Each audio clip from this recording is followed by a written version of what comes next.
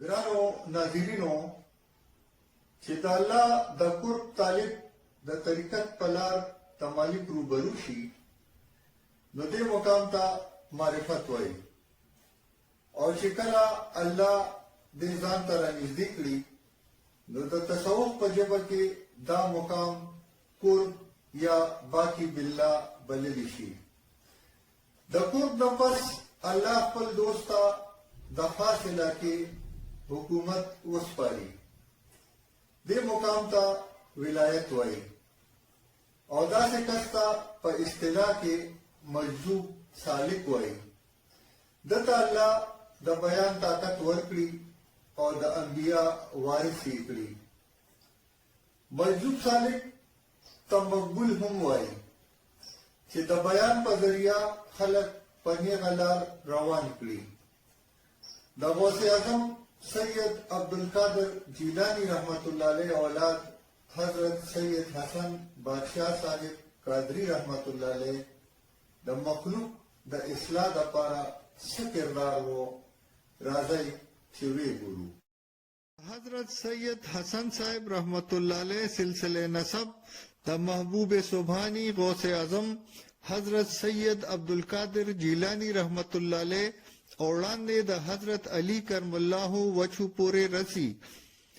دوی په پښتونخوا او برصغیر کې د سید حسن او په کشمیر کې د ابوالحسن په نامه مشهور دي او د پیښور خلک ورته د مینې او عقیدت نه میرا سرکار وایي سید حسن صاحب د جمادی الاخر میاشت 1030 هجری کې د سند ښار ټټا کې پیدا شو د والد صاحب نوم یې حضرت سید عبدالله و چې د همانه د سیلګری او تبلیغ په نیت سند ته راغلی و سید حسن صاحب ابتدایي تعلیم د خپل والد صاحب نه حاصل کړو او د 19 کالو په عمر کې تدریس شروع کړو د والد صاحب نه روحاني تعلیم حاصل کړو او د سلوک او تصوف لپاره ډېر ریاضت وکړو د خپل پلار نه ورته په سلسله عالیه قادریه کې خلافت ملو شو د حضرت سید شاه عبد الله د وفات نه پس د شور سین تلاړو او ټول شپه به په اوبو کې ریاضت کوو د اونو پانی به خوراک وو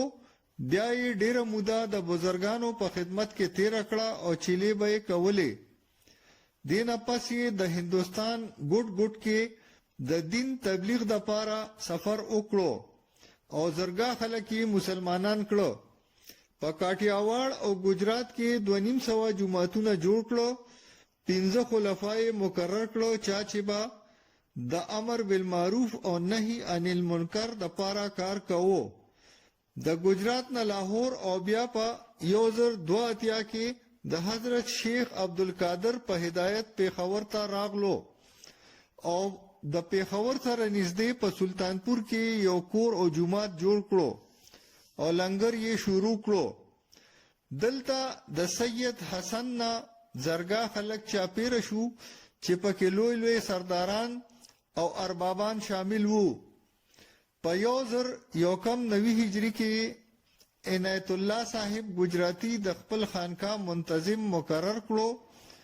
او خپل د کشر رور حضرت شاه محمد فاضل صاحب سره د تبلیغ د پاره کشمیر ته لاړو او خلکو ته باطینی علوم ورسول خواجه عبدالرحیم قادری میر افضل اندرابی او شاه عنایت الله قادری د دوینا فیض حاصل کړو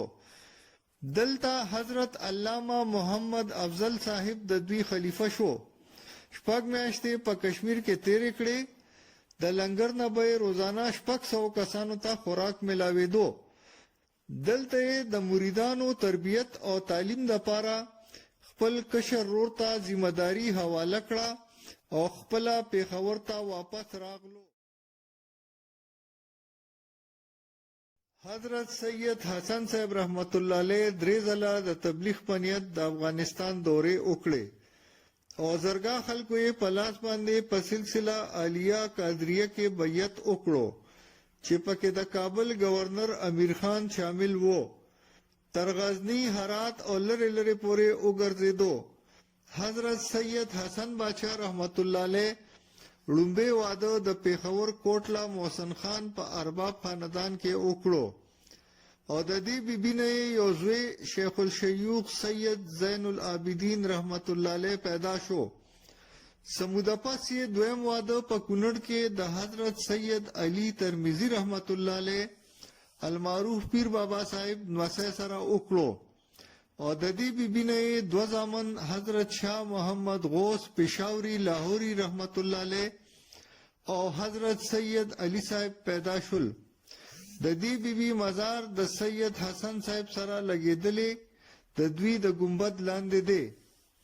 غوث الزمان ابوالبرکات حضرت سید حسن بادشاہ صاحب د جمعې په ورځ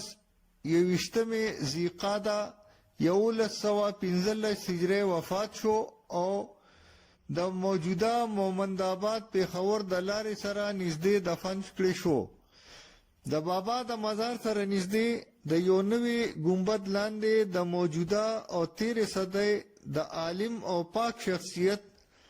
د سید حسن صاحب سجاده نشین حضرت مولوی محمد امیر شاه قادری گیلانی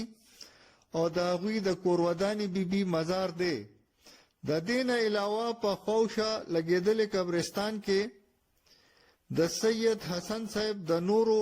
سجاده نشین حضرات او د خاندان د مرحومین قبور دی. مزار په لویه احاطه کې د سما برآمده او لنګرخانه او د ګنبد سره متصل یو ښکلی جومات هم دی. د دربار موجوده سجاده نشین حضرت نور الحسنین گیلانی المعروف سلطان آغا صاحب دی.